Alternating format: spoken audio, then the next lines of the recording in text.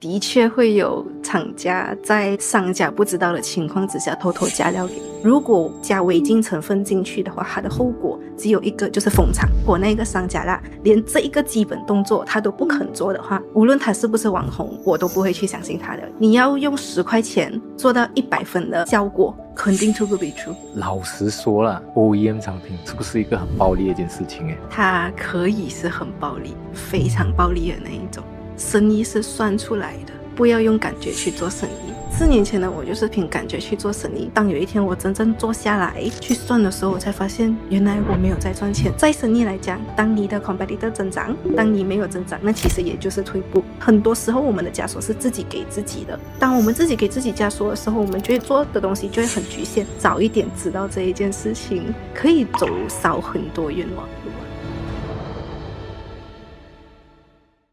本期节目是由 BossBolley 赞助。BossBolley 是一家云端公司秘书服务平台，帮助你在线注册公司，甚至连开设银行户口都可以全程线上完成，无需出门。欲了解更多详情，请浏览 bossbolley.com。 欢迎来到今天的节目。今天能简单跟听众介绍一下自己吗？我叫 Jean， 然后我本身是一个 R&D chemist， 然后也是 local brand Blooming Plus Malaysia 的 founder。那我们的产品都是主要围绕在健康跟美肤的口服产品，我们是自家工厂生产的。然后目前我的工厂是有帮一些 local brand 跟 pharmacy 在做研发跟生产。 Blooming Plus 它现在的营业额了，一年大概会多少呢？去年的话是300万左右。300多万左右。 OK， 你今年几岁啊？我今年27，我是98年的。是几岁开始创业呢？ Blooming 的话其实是在2021年 after 我的微商团队 collapse 了，我欠了很多钱，还了很多钱之后，然后才 build Blooming 这个 brand， which is 第一个属于真正我自己的 brand。 欠了很多钱，发生什么事情呢？因为我其实本身我是一个普通打工家庭出来的女生，所以当下我在读大学的时候，我做网卖，然后又有做 join 微商团队嘛，然后所以那时候是赚蛮多钱的，就是 for 一个打工家庭的女生，她可以一个月赚10多钱，我就觉得我超厉害哦。可是我没有好好去理财，我一直 spend 很多，然后做团队活动，然后我要带我团队去旅行，买名牌给我的团队，然后可是也没有去算好我的生意，所以当后期产品开始不好卖的时候，直接整个 collapse， 然后也是因为钱财没有管理的好，就是那时候我花到这样严重嘛，然后又把我的那一些赚的钱都花掉，甚至把我的本金都花掉，所以到最后的话，我离开那个团队，可是我是欠着钱的，我就跟那个我欠他钱的人，我就跟他讲，可不可以让我慢慢还哦？然后刚好就是那时候我已经大学毕业了，就乖乖去打工。那时候我去了Nippon做他的 R&D department， 然后就是一直打工，然后就是赚了还，然后才后面自己开始有累积自己的 capital 这样子。像当时 Blooming 的启动资金是多少呢？ Blooming 的启动资金1万多2万左右吧。那个资金从哪里来呢？那个资金我可以讲它是东凑西凑回来的，因为它真的是这边凑一点，那边凑一点，这边凑一点。那第一个就是我在日本的时候打工的薪水哦，然后那时候真的是省吃俭用啊，就是没有什么 entertainment， 然后也没有去看戏啊，没有买好看的衣服啊什么，然后每一天就是跟我男朋友2个人合租一个小房间，挤在那个小房间，然后吃的东西就是鸡饭跟杂饭，然后鸡饭跟杂饭，要不然就是妈妈这样子。然后就是从那一个很没有 entertainment 的 life， 然后存了一笔，可是那边也不够多。然后还有就是在另外一边凑是跟我家里，然后其实我没有跟我家里借钱，可是其实我是打给他们，我就问他，可不可以把我从小到大的红包钱给我？然后其实那时候是有一点尴尬的，就是他听起来是我的钱，可是还是感觉在在跟我们讨钱这样子，所以就问他们可不可以拿我的红包钱给我。 OK， 他们也是觉得我都成长了，我都长大了嘛，就我自己的钱自己管了，所以他都给回我。还有就是我男朋友，因为其实我男朋友当下他也是很辛苦的，因为 after MCO 他是做 offline 的行业的嘛，然后他也是很辛苦，可是他还是可能很 support 我这个 passion 啊，所以他也是把他手上很少有的资金也是一起凑成这个第一个 brand Blooming， 所以他是有很多人凑回来的一个东西来的。把所有的储蓄塞浪哦，真的是塞浪哦。那个时候是那时候是2021年2021年 after MCO。 OK，然后慢慢就做起来了 Blooming Plus。这样后来发生什么事情？为什么会变成开工厂了呢？其实为什么会开工厂，主要是有2个原因。第一个原因就是我当初会去 UM 读化学系，真的是冲着一个目标，我想要开一个 skincare 或者是 food supplement 的工厂，那个就是一个梦想。为什么我会去读这个 course？然后第二个是从生意的角度啦，因为我自己本身算是一个相当要求完美的人，然后可是如果我在外面的厂，因为他们也是要做生意嘛，所以不可能要求要你改了一次又一次又一次，因为他们也是有他们的时间啊，跟他们的成本，所以我就心想，反正我自己刚好有存到那个资金 ，why not 我自己开一个，我可以自己做我想要的研发，然后包括很像我现有的产品，我可以自己生产，然后 quality control 我可以 control 到很好，就是我不用怕有人加料给我，或者是讲一些产品品质上面的问题，所以我就开了这一间工厂。像已经刚才提到了，现在市场上有时人家加什么，我们也是很难去知道哦。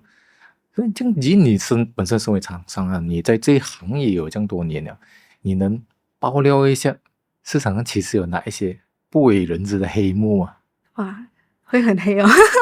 就是其实的确会有厂家在商家不知道的情况之下偷偷加料给你。我是听说有一个这样的东西，因为 for example 今天你是商家，我是厂家，你找我以同样的 costing 我可以做到非常非常好的效果给你，可是可能你在外面你就找不到了，所以你只会一直找我做生产。的确会有这样子的事情发生。为什么会偷偷加料？是因为我给你的产品，例如啦，今天你找我找产品，你要用10块钱做到100分的效果，我可以给得到你 with 加料。可是今天你在跟别的没有加料的厂家，可能你给10块钱，你可以做到20分、30分的产品而已，这样你肯定是会找回我啊。就是这样子的意思。所以意思是说，如果他可以以很低价去做出很好的效果，反而 too good to be true。肯定 too good to be true， 因为 OK， 我们讲配方来讲，成分你要选好的，跟你要放足够的 dosage， 就是足够的量，它才会给到有效果。可是如果太便宜的话，它不 realistic 了。所以 that's why 很像我买东西的时候，我也会小心讲，会不会有一些产品 too good to be true 这样子。其实这种肯定不会是正规或者是这样 register 的厂家，因为如果真的是要去开一间有license的正规的工厂，其实我们要 comply 的东西真的是非常多，就是 comply 的 regulation， 然后经常甚至 KKM 的人会来 spot check 的，你懂吗？就是他不会通知你，我要来了这样子，他只会突然间去你的工厂，然后就讲我要 spot check 你的员工 ，spot check 你的环境、你的机器这样子，然后你也是要申请很多张 license with 政府，所以如果是讲一个正规的工厂，基本上他肯定不会这样子做，因为如果加违禁成分进去的话，它的后果只有一个，就是封厂。封厂就是不能再营业，不能再用你的工厂，然后也不能再做生产，所以其实那个代价太大了，所以的确会有这样子的事情发生。可是 for 正规的厂是不会做这样子的事情的。对。那么现在市场上我们可以看到很多网红都有自己的 OEM 产品，这样作为普罗大众，我们要怎样去分辨网红产品到底是有认证还是没有认证，要怎样去做呢？ OK， 通常啦，如果是第一关，我会看它有没有一个 license 或者是讲所谓的认证。那如果 for skincare 的话，那一个就叫 NOT， 就是你要跟卫生部 submit 你有什么成分在里面，商家是谁，厂家是谁，就是跟他写清楚。或者是讲如果是内服产品的话，它是 is either 我们有一个叫 food classification， 就是食品归类，或者是讲 MAL 的话，就是当你有使用一些政府管控的成分，或者是讲药性成分，或者是你是胶囊类的时候，你就要跟政府 register 这个 MAL license。So 基本上都会在这3个类别里面。然后那当然可能会有一些人讲他们submit上政府的资料未必是真的嘛，有可能是偷偷藏一些违禁成分。那可是对我来讲，如果那个商家啦连这一个基本动作他都不肯做的话，无论他是不是网红，我都不会去相信他的，因为他连一个基础的东西，他连一个基础的保障都不愿意做给顾客。然后其实如果要很直白的讲啦，我们是比较难从 submit 给政府的资料，或者是讲 lab report 那边去看到有没有违禁成分的。因为直白的讲如果今天我加了违禁成分，我会特地拿一个有违禁成分的那个产品 submit 去 lab test 吗？这样也是危险。肯定是不会的。所以一样，我也不会跟政府写到明我就是有加这个违禁成分。所以对我来讲的话，更加想分享，就是到底我平常会怎样去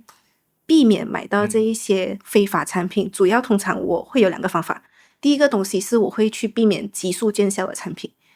如果很像例如讲所谓比较常见的3天瘦5 kg，或者是讲7天可以让你的斑消到完，然后整个皮肤又亮又白，那它是在一个不 logic 的情况之下，不 logic 的速度达成这一个效果嘛， so 肯定是 too good to be true。 然后还有另外一个东西，就是我会去问那个商家或者是他们的客服，你这个产品到底是怎样的原理去做到那个效果的。所以如果很像那个商家是足够专业，他肯定会解释给你听。因为哪怕今天他不是专业人士，可是只要他是想要做好他的产品的话，他一定是会去了解很深。所以通常我会用这2个方法去判断。这个也是很好的参考。那么君，最近我们不是看到市场上会有一些产品他们添加了这个水银就为什么其实美白产品会去添加水银呢？其实为什么会添加水银，主要是这个水银，如果以简单来讲啦，它是透过干扰跟压制我们的皮肤细胞去产生黑色素，去达到这个美白跟消斑的效果。可是在马来西亚是绝对不允许以任何形式添加水银在护肤品里面的。因为其实水银它不只是在我们皮肤上面，它是会渗透进我们的身体，进我们的血管，然后带到去我们身体的其他部位。所以它会带来的一个伤害，其实除了是皮肤之外啦，就是用久了过后你的皮肤会受损之外，它会伤到我们的肾、我们的神经系统跟我们的肝。所以包括很像如果有一些它是孕妇然后怀孕期间用这个水银产品的话啦，其实是会导致到胎儿流产或者是早产，甚至是那个胎儿畸形的。所以是绝对不可以用这个。虽然它是可以做到急速见效，可是它比起更加多市面上普遍的违禁成分来的更加危险。就有一些违法的厂商，可能他们为了达到这效果，降低成本，他们就会加入这样子的违禁品了。对对对，这样子讲，其实是不是讲说本地的产品其实是比较不安全，会是这样的吗？其实我不认为耶，就是坦白讲如果我们以讲加违禁成分的角度啦，其实什么国家都有可能去 access 到这个违禁成分，所以什么国家都有可能发生这件事情，无论是大牌子或者是小牌子。所以我觉得除了讲每一个你用的产品拿去做 lab test 之外，更加多的应该是去避免一些就是急速见效的一些产品，或者是讲那一些商家他会一直很像 over marketing 或者是 over promise 你今天用这个产品7天就可以怎样怎样怎样，那这些对我来讲是 over promise 所以通常我会比较避开这一类型的商家跟产品。那么君刚才你有提到你们 Blooming Plus 旗下也是有一款是美白产品是吧？它是叫 Rosy Mix， 然后它是透过护肝跟增强免疫力去达到一个美白去黄的一个内服产品来的。内服产品，美白来说，内服就是吃的和茶其实有什么不一样的功效其实在我的理解里面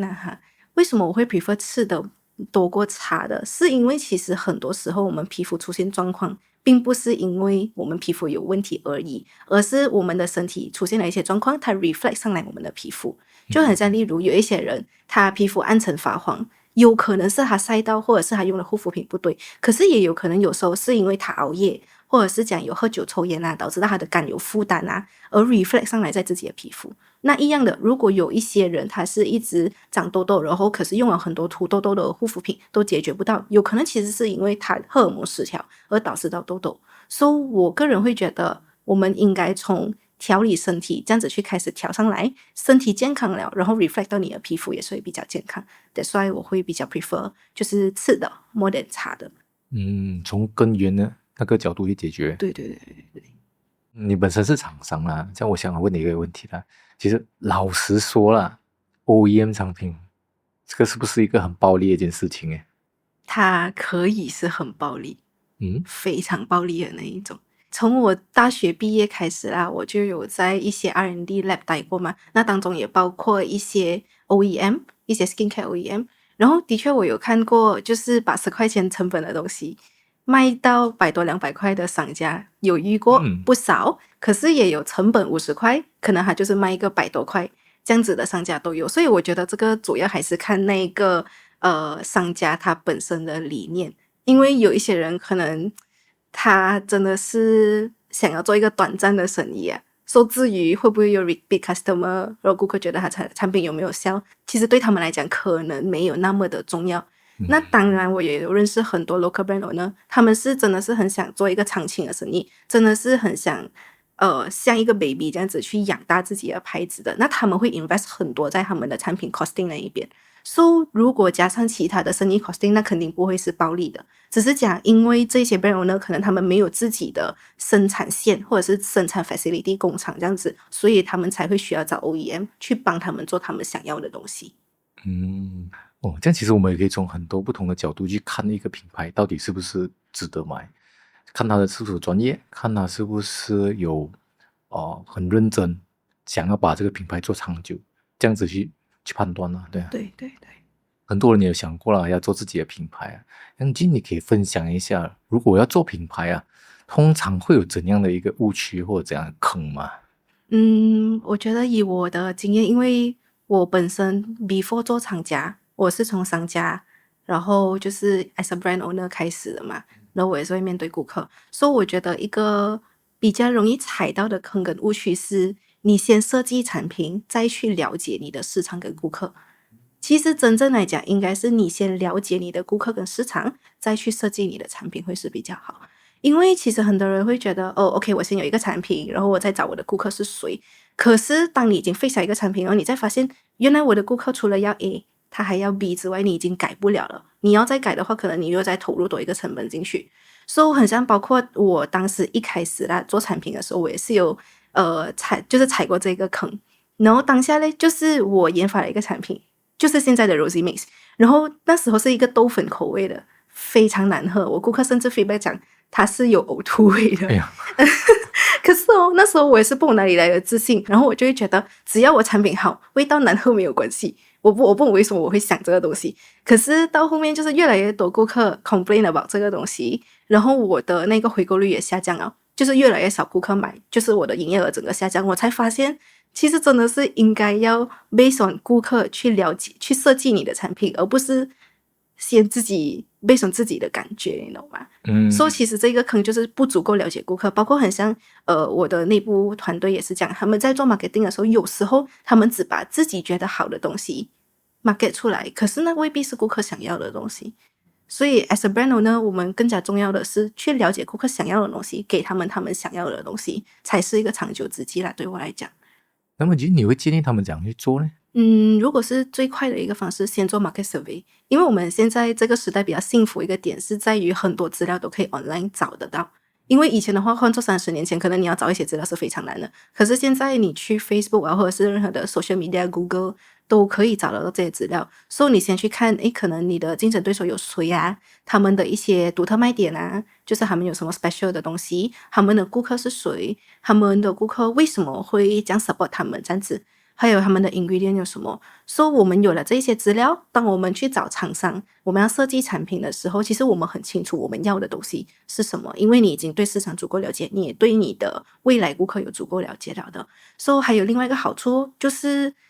有时候不是每一个厂家他都知道 market 是怎样，所以他可能 propose 的东西未必是你想要的，可是当as a brand owner， 我们已经足够了解这个市场，我们足够了解对方有什么成分的时候，我们可以自己去要求一些东西了的，而不是厂家给你什么，然后我就拿，然后我就去 market 这样子。这也是我觉得我跟我的顾客有时候会比较聊得多一个东西，就是关于 market 的，因为我自己本身就除了做厂家，我也是 as a brand owner， 所以有时候我们聊下也会讲，最近可能 market trend 会怎样变啊，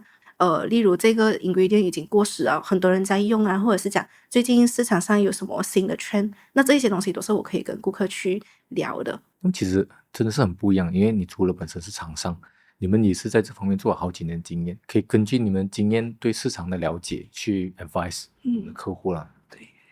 我还有一个问题，我也是很好奇啊，我看市场上有很多品牌嘛，同样是做品牌，为什么有些人做到风生水起，可是有些人做不起来？你认为关键的问题出在哪里呢？我觉得关键的问题在于没有足够的数据，因为其实这个也是一个我从以前做品牌到现在evolve 所得到的一个 conclusion 来的啦。何谓数据？数据就是讲很像例如今天我打100块钱的广告费，有多少个顾客询问进来 enquiry 进来，或者是讲10个顾客进来，有多少个顾客成功成交，甚至包括一些顾客 feedback 啊 complain 啊，或者是讲有多少个 repeat customer 等等，这些都是以往我没有去做记录，然后是近几年才开始去做记录。可是我发现当我开始有做这一些记录的时候啦，今天假设业绩下滑，甚至我可以在半个小时内就知道什么问题based on 这一些数据。所以我觉得数据占我们的这个品牌生意里面是一个很重要的东西，因为以前我就是凭感觉大概是顾客买了一个200块可能，然后我也没有记录我一个月有多少的营业额，或者是有多少个 repeat customer， 所以当问题一出现的时候啦，我是无法知道到底是什么问题，我需要把全部东西翻完起来，一个一个去看，一个一个去看，我才可以找到问题点。可是 with 有数据的时候，真的是半个小时内就可以找到问题，然后直接就是做对策，或者是去应对。所以如果我们有记录好数据的话呢，其实真的是可以预防很多次的生意危机，因为你已经缩短了就是找得到那个问题的时间了。聊到这里其实另外一个问题也是很多听众他们会关心，就是讲到做品牌、做产品嘛，其实做产品应该要怎样去做那个品牌差异化呢？OK，除了是比较常规的方法，所谓常规的方法就是我们先去做 market survey，然后了解你的 competitor，了解你的顾客，可能现在市面上有这个东西，然后我们就去想，这样我就可以做一个比较特别的东西，就是找一个空白点这样子。那如果是要讲另外一个层面，其实我觉得是要把那个 brand owner 创办人或者是老板的那一个理念跟灵魂融合在你的品牌。为什么会这样讲？因为可能像我们看到市面上很多产品啊，有一些产品它就是主打一个 packaging 很简单，可是成分很有料的那个 product， 或者是讲有一些品牌，它会把它自己的 brand 设计到非常好看、非常 fancy，然后人家看了就会很开心的。然后你会发现，其实他的老板也是这样子的个性。所以当老板的个性融合在品牌的时候，就会有一个差异化出现，而不是很像今天我看到我要 packaging 做好，我要product 好，可是你就少了一个自己的特色。So 通常我觉得当一个品牌有融合到老板的那个精神的时候，它就会打造差异化出来就很像我自己的话啦，例如我从小到大我的消费观就是我不一定要买贵的，可是我很喜欢找那种性价比高的东西。所以很像我自己的产品也是这样那包括很像我从以前就很喜欢 fact check 这些东西，就是我蛮不相信人的，所以我每次就是会很像，如果你跟我讲一个东西，我会先自己去 check， 然后去 process， 然后我才觉得 OK 是对的，我才接受这样子。所以为什么我会去分享这样多 knowledge 那所以我来的顾客其实蛮多都是像我这样子的人来的。这是一个蛮特别的东西来的。那么今 back to day one 其实你一开始有想过会做今天这样的成绩吗？我相信我自己会做得到，可是其实我没有想过我会在26岁的时候开到这个工厂，我可能 expect 我会在40多岁做到吧。so 这样子看回去的话，其实是蛮感动的一件事情就不会想到是现在像这几年创业走来了，一路走来，你有领悟到什么是你觉得在学校是学不到的吗？我觉得最大的一个领悟啦，就是 OK， 因为其实我本身是 science background 的嘛，你读 science 的话，它永远有一个正确的答案的。所以从以前到现在考试就是我知道正确答案是什么，然后我就写下去，我就得分了，我就可以得到很高分或者是满分。可是做生意是没有这个东西的，做生意永远没有正确的答案，甚至是有一些同行做的对的东西，你做它不 work，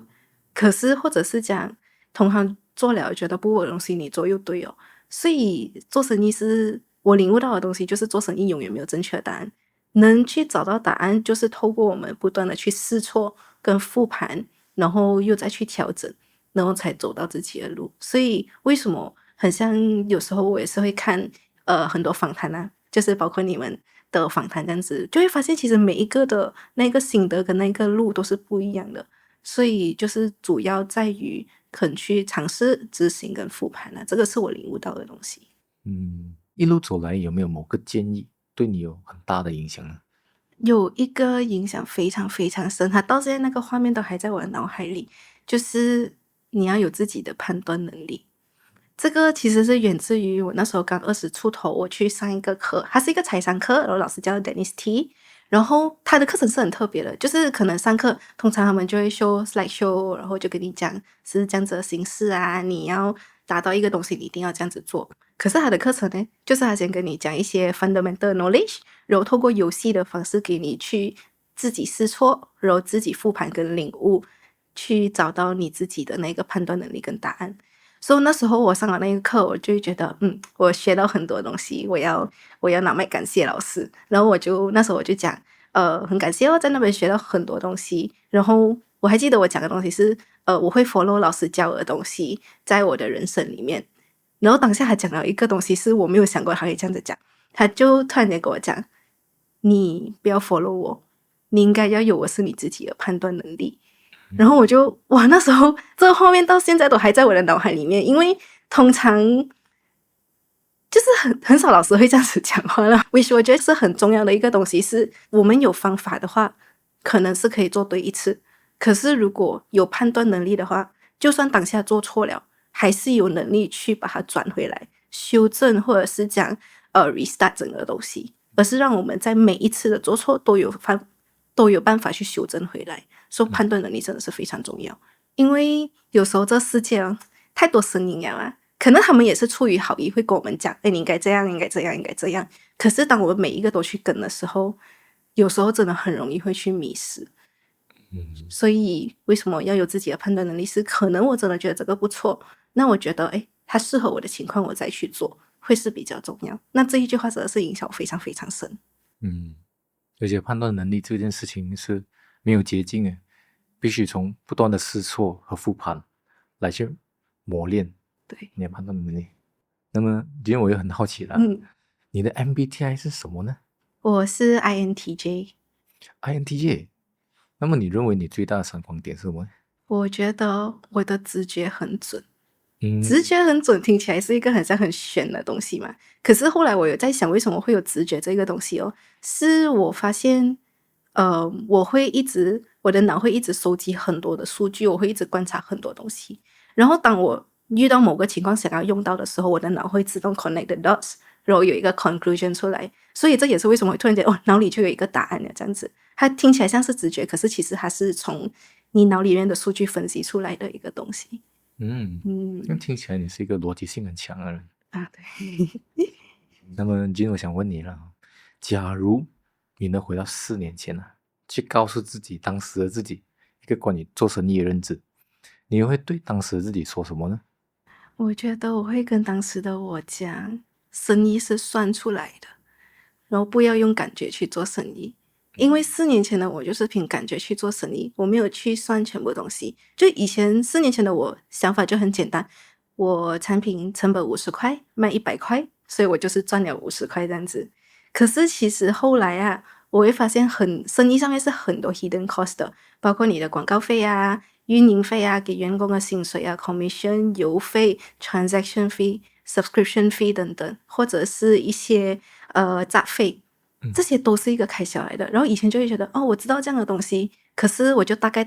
没有亏就好了。可是当有一天我真正坐下来去算的时候，我才发现原来我没有在赚钱，甚至是在做一个亏钱的生意。So 我也希望早一点知道这一件事情，可以少很多冤枉路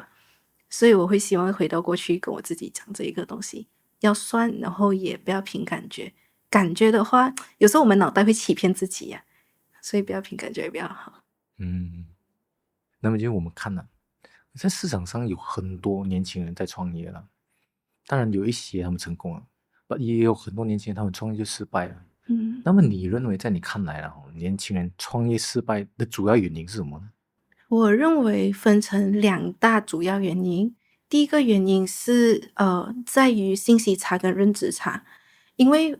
例如我们拿5年前来讲，假设5年前有一个人他已经是会掌握 Facebook 广告了的，他写什么东西都一定会卖爆的。可是如果5年前那个人他还在用这传统的方式去做的话，其实真的是多努力都追不上那个会用网络的人。所以一样的东西，我们现在如果我们还是用着旧的方法，可是已经有人用新的方法，甚至还可以在半个小时里面做到一些人3天的工作量，那它增长的速度就会更加快了。那在生意来讲，当你的 competitor 增长，当你没有增长，那其实也就是退步。这也是导致到可能很多人觉得诶我没有做错什么，可是还是失败了的这个原因。不是因为我们做错东西，而是因为我们的 competitor 在成长，我们自己没有在成长。然后还有第二个我觉得非常重要的就是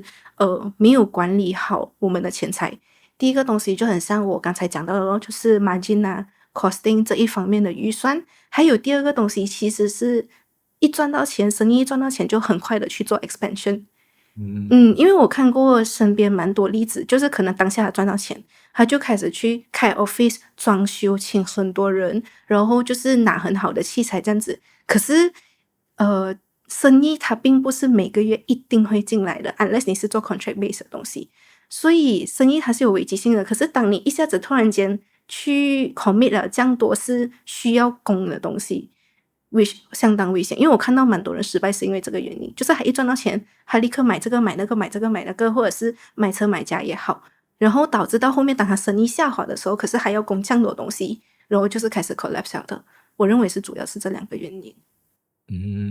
刚你提到的一个部分是在于第一个点就是在于信息差和认知差嘛。那么年轻人他们可以怎样去减少这个信息差或者认知差呢？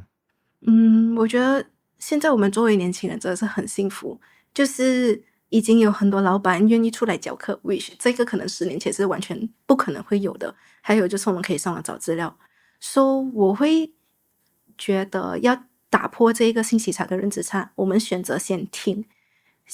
先了解，哪怕我们会不会用到也是后面的东西，可是我们至少 at least 知道有这样子的事情发生，我们才不会很像自己 enclose 在一个小小的环境，然后人家已经跑很快了，然后我们就觉得我们在这边就很好了。那么如果今天呢，一个20到25岁的年轻人，他听了你的故事，他想说他也想要成为能够做到好像你这样成绩的一个人，那如果今天他来找你，你会给他怎样一个建议呢？通常我会先看他有没有资金跟经验，如果他已经有这2样东西，那我会鼓励他去 start， 因为我们年轻人有的是时间跟精力，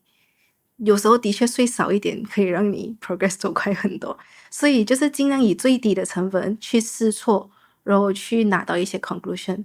甚至如果他是试错了过后是没有任何代价，那你去试会是更加好，因为只有我们不断的去试错跟复盘，才会有自己的一套生意理念。那如果今天那个人是没有什么资金也没有什么经验的话，其实我会建议他真的是去打工，先找一个老板学习。因为在没有什么资金的情况之下生意有时候还真的是讲一个持久战，就是当你 support 不到你的生意你很快就是要回去打工的那个阶段了，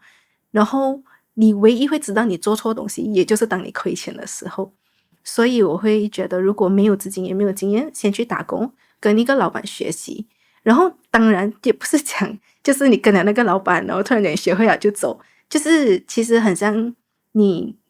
在他的公司工作的时候肯定也是需要去帮他解决问题，那老板自然也是会比较愿意去栽培跟教你。那包括后期你觉得我想要自己创业，其实甚至有一些老板如果还 OK 的话，他会跟你合资啊，或者是他 support 你也是 OK 的。So 通常我会建议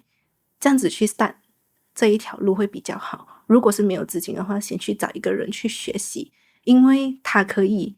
让你用他的成本去试错，因为有很多老板是愿意这回事情的，可是只要你是真诚想要帮他解决问题的话，他们都是 OK 的。最后有些年轻人可能他们现在正处于一个迷茫的阶段不知道接下来的路应该要怎样走。那么Jean，你有什么话想要对他们说吗？我觉得少看别人。为什么我讲要少看别人呢？其实很多时候啦，当我们看别人我们会被影响，特别是现在年轻人，可能我们去小红书看哇，人均月薪100万，人均月薪1000万这样子，可是是不是真的？首先我们也不要去讨论这个东西，或者是讲它是否持久我们也不懂，可是经常看这一些东西反而会让我们感受到焦虑。所以我觉得我的方法啦，是我觉得不要去看太多，你要看外面的时候是当你想要知道行业标准，或者是你想要学习某一些东西的时候才去看外面。如果不是，如果你只是很像娱乐性想要看外面，可是你又知道它容易导致到它会让你焦虑的话，还不如什么都不要看会是比较好。因为其实每个人的 pace 都不同，有一些人可能他在21岁就很成功了，那有一些人可能他前面真的是 struggle 很多，他遇到很多困难，可是他在30岁的时候也是做到很好的成就。这样每个人的 pace 不一样，所以相信自己的 pace 就好，然后不断的去试错、复盘，然后尝试。然后还有一个很重要的东西，我觉得不要给自己太多的枷锁，因为有时候除了是一些基本责任，很多时候我们的枷锁是自己给自己的。我 as a 老板，我是不是一定要这样子？我 as a 女生是不是一定要这样子？可是其实没有这样子的，不一定的。所以当我们自己给自己枷锁的时候，我们就会做的东西就会很局限。所以 try to 我们自己可以问自己这个东西是不是未必的？如果是未必的话，这样我们不一定需要 follow 这个东西。